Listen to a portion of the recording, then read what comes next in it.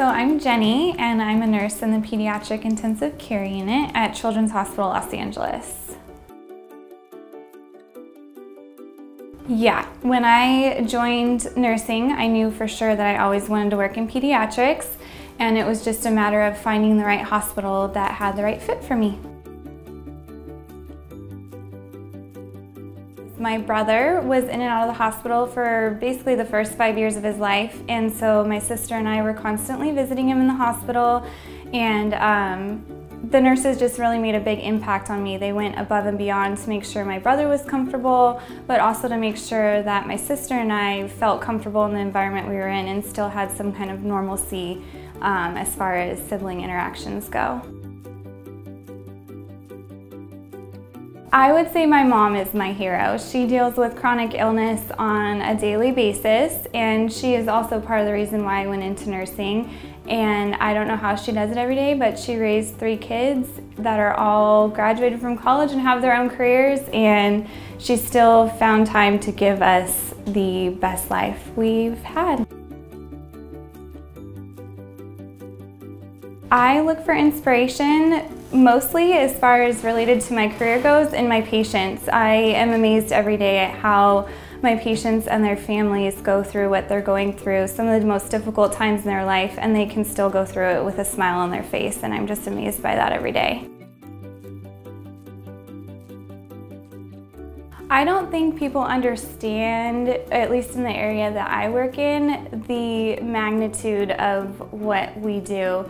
We're taking care of these children for 12 hours, and the doctors rely on us for our assessment, our everything as far as how the patient is going. And when you're taking care of the sickest of the sick, it can really go one way or the other. And I don't think people realize how hard nurses actually work.So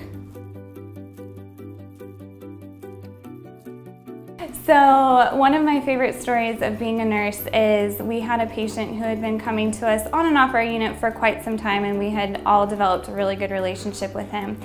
And he knew that he was probably not going to live much longer, and so the Make-A-Wish Foundation was involved with him. And one of his last wishes, he had joked with us in passing, was he was a teenager and he really wanted a really pretty girl to come and feed him grapes. And so we had a cheerleader that actually came on the unit from one of the professional teams in the area and came to visit some of the patients. And when all of us nurses saw her, we were like, oh, I wonder if she would go in and visit this patient.